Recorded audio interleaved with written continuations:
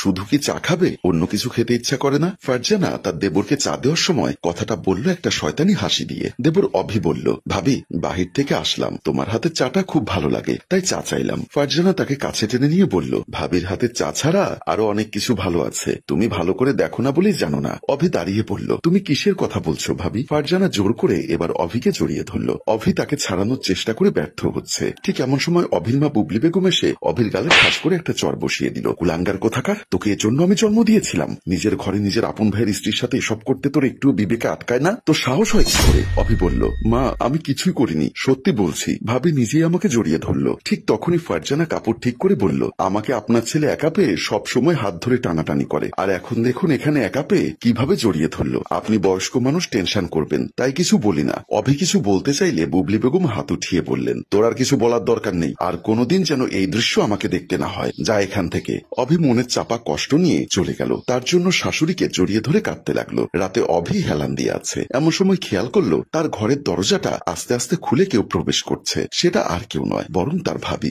ঘরে প্রবেশ করে সোজা তার কাছে এসে তাকে জড়িয়ে ধরল। অভি তাড়াতাড়ি তাকে ছাড়িয়ে দিয়ে বলল, আপনি কেন আমার সাথে এমন করছেন? তখন আমি কি নিজে থেকে আপনার শরীর স্পর্শ করেছিলাম? আপনি নিজেই আমাকে জড়িয়ে ধরলেন, আর আপনি আমার মায়ের কাছে আমাকে খারাপ করলেন। কি ব্যাপার, তুমি হঠাৎ আমাকে আপনি আপনি করে বলছো কেন? আপনি করে বলছি কারণ আমি আপনাকে চিনতে পারছি না। আজ সকাল থেকে আপনাকে আমার অচেনা লাগছে, এখন এত রাতে আবার আমার ঘরে কেন আসলেন? ফারজানা হেসে বলল, বুঝতে পেরেছি তুমি আমার উপর রাগ করে আছো। আসলে দেখো, আমি একটা বাড়ির বউ, আমি যদি সবার কাছে স্বীকার করি আমি নিজেই তোমার কাছে যেতে চেয়েছি, তাহলে আমার সংসারটা ভেঙে যাবে, তাই না বলো? তাই আমার বাধ্য হয়ে তোমার উপর দোষটা দিতে হলো। কিন্তু এসবের দরকার কি আমাকে বলুন? ফারজানা অভির হাত ধরে বলল, তুমি বুঝতে পারো না আমার দুঃখটা? অল্প বয়সে বিয়ে হয়েছে, কিন্তু আমার স্বামী থাকে সেই বিদেশে, বিয়ের 3 দিন পর চলে গেছে, আর আজকে 2 বছর হয়ে গেল। আমার একা থাকতে খুব কষ্ট হয়, তুমি আমার যন্ত্রণা দূর করে দাও বলে তাকে আবার জড়িয়ে ধরল। অভি কোনোভাবে তাকে ছাড়িয়ে বলল, আমি এসব করতে পারবো না, আপনি এক্ষুনি আমার ঘর থেকে বেরিয়ে যাবেন। ফারজানা রেগে চলে গেল। মিম নিজের বাসায় বসে বই পড়ছিল,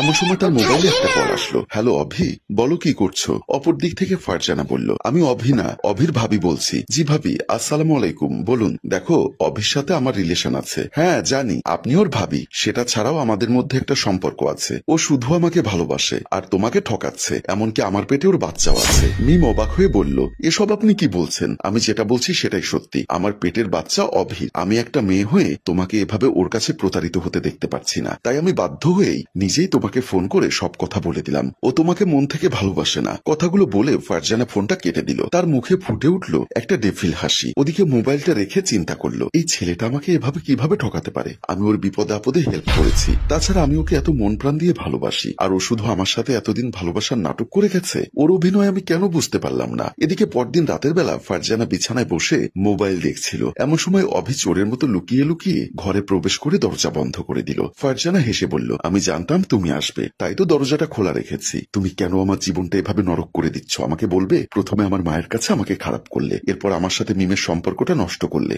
আমি কি অপরাধ করেছি? আমি শুধু তোমার সাথে নোংরা কাজ করতে রাজি হইনি। ভাবি প্লিজ, তুমি মিমিকে বলো তুমি যা বলেছো সব মিথ্যা। ও বলেছে শুধু তুমি বললেই আমার কথা বিশ্বাস করবে। আমি ওকে খুব ভালোবাসি। ফারজানা বলল, আমি চাই না তোমাদের সম্পর্কটা নষ্ট হোক। আমি ওকে ফোন করে বলে দেব আমি যা বলেছি সব মজা করেছি, কিন্তু তার জন্য তোমাকে আমার কথা শুনতে হবে। আমি যেটা চাই সেটা তোমাকে দিতে হবে। অভি বলল, কিন্তু এটা কখনোই সম্ভব নয়। বড় ভাইয়া জানতে পারলে খুব কষ্ট পাবে। আমি আমার বাবার মতো বড় ভাইকে কষ্ট দিতে পারবো না। তোমার ভাইয়া জানলে তো কষ্ট পাবে। এই বদ্ধ ঘরে তোমার আর আমার মধ্যে কি হচ্ছে সেটা শুধু আমাদের মধ্যেই থাকবে, না হলে কিন্তু তোমার সম্পর্ক।